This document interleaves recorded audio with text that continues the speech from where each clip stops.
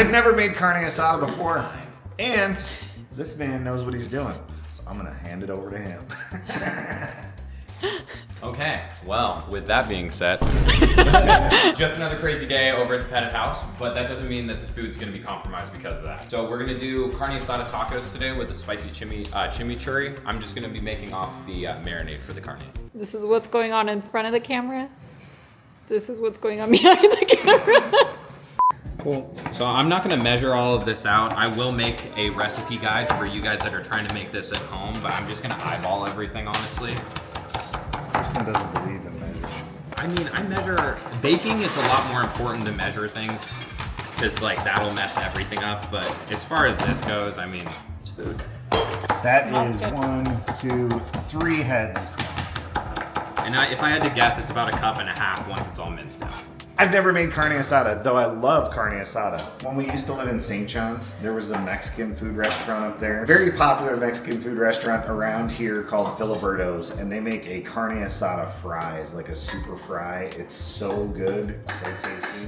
What? Kristen's gonna do it better, that's what I'm saying. He dials everything up to 1,000,000 for We're us. never gonna be able to eat out again. Right? I don't. I think that's his name. They're like, there's this quaint little burger place. It's like an M. There's like these, it's like a golden M.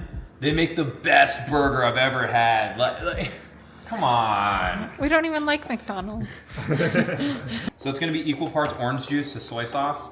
The acidity is gonna help break down the meat. That's like, if you ever realize like carne asada meat's always gonna be like super tender. That's literally, it's round. It's either round or flank steak, so it's gonna be like the cheapest cut possible, but the acidity is gonna be breaking it down. So I'm gonna assume that was about 1/4 cup.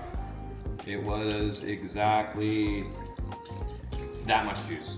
And then oil, probably do 1/2 part more than what was in there from before. Ground cumin.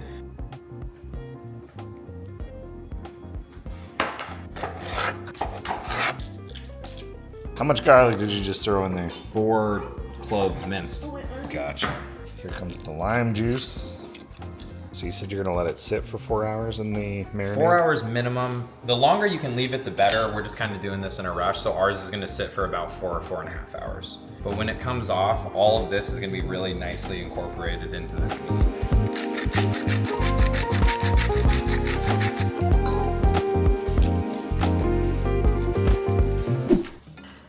So you could aerate your steaks at this point too. I don't have an aerator, nor do I care to buy one. I was like, what is aerating? And aerating your steak is like, it's the tool that has the little stabbers, and it perforates holes into the steaks. Just allows everything to get in there. They use them in a lot of like cheaper restaurants because like flank steak and like restaurants trying to get the most out of their money. Put this in a plastic bag if you guys have them. I don't have any. Like I said, it's food. It's gonna be fine. Just gonna make sure this is level, even out some of the juices so it's actually submerged. And then I'm gonna top it with some plastic. And then we'll just let that sit inside the fridge.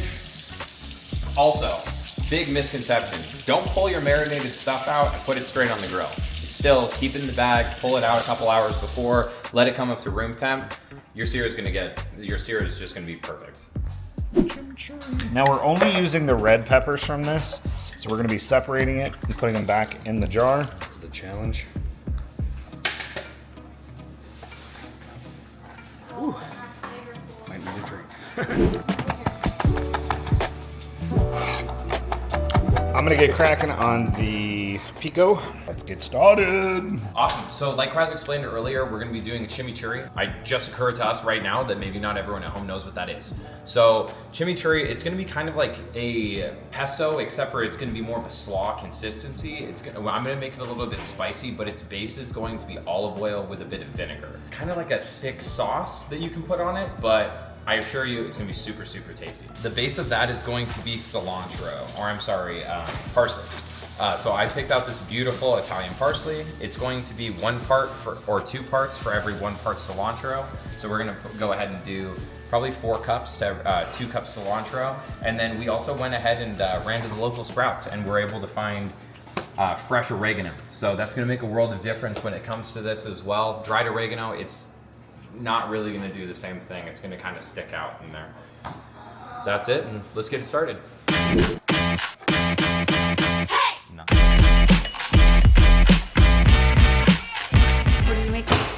I am making pico, so we are doing the tomatoes first. Again, I love these things, man. It's such a time saver, and yet everything is so consistent in size.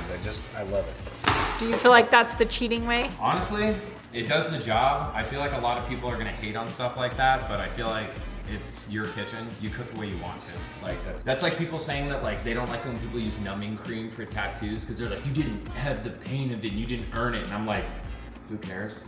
So I would rather spend time with my family eating a good meal than spending all this time preparing that meal and not potentially getting as much time with the family. But I am Cooking spending all time- together is literally the time you spend together. That's We're the not- premise of your Only cooking Tristan all and I are together. cooking tonight, so it's not a cooking all together currently. this is my livelihood. It's story time. So I didn't learn about chimichurri till about a year ago when we were doing an advertisement for Green Chef, and there was chimichurri sauce in that in one of the meals that we cooked, and I absolutely fell in love with it. And so I've totally been going down this chimichurri rabbit hole. So learning how to make it, I'm super excited because it's one of my favorite sauces. It hits the taste buds right with meat, and it's just scrumptious. Aaron, I love you. I know. I'm sorry. I got attached to the onions. Don't get emotionally attached. Don't touch your eyes. Oh gosh. Okay. Moving on to Tristan. All right, so on this side, we're doing. So the chimichurri is done. So that's going to be here. In the description, you will find all of the ingredients for that. Camera died, sorry about that. This is going to be our crema. So this is going to be, the chimichurri has a bit of spice to it because of those pickled red peppers. And so what we're going to do is make a simple crema. It's just going to be salt, juice of 2 lemons, and then probably a half a cup of the sour cream. And that'll just make a simple crema to go on top. Cut the spice.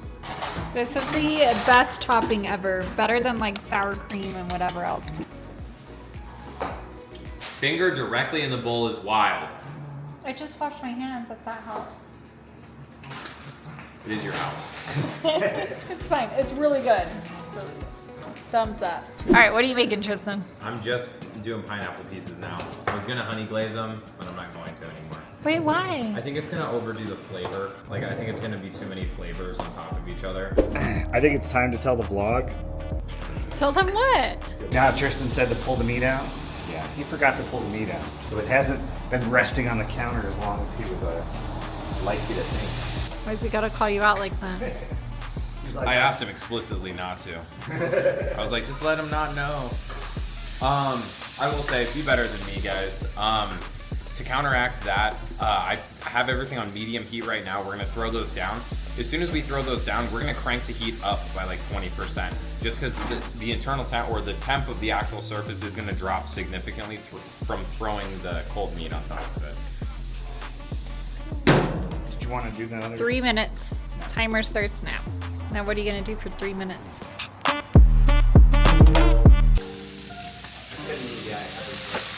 Ooh, yeah. Ooh, yeah. You guys like my ooh, yeah. Definitely.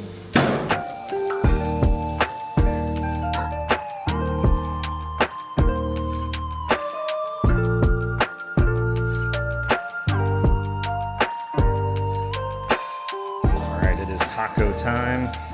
Oh, yeah. All right, it's time for the taste test.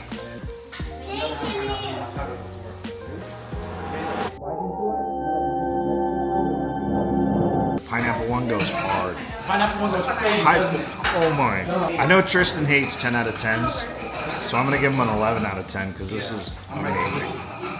Might be the best taco I've ever eaten. And I've eaten a lot of tacos. You know what it is? It's that sour cream, like Crema. crema or whatever you put on top. Like that'll take any meal to the next level, guys. If you make anything, make that. Finger looking good. So the first taco was the pineapple taco. Didn't have any of the chimichurri on it. The second taco has chimichurri. The last taco was an 11 out of 10. This is a 12 out of 10. So good. So good.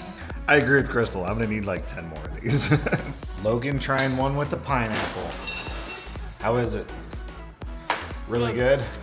I have ventured to a new place of consciousness because of these tacos. They're that good. We haven't talked about this. At the end of every dinner, Tristan always goes, "This was a successful," and then he'll say whatever we did. But we miss it on camera every single time. So we'll see if he'll repeat it this time. He's already said it.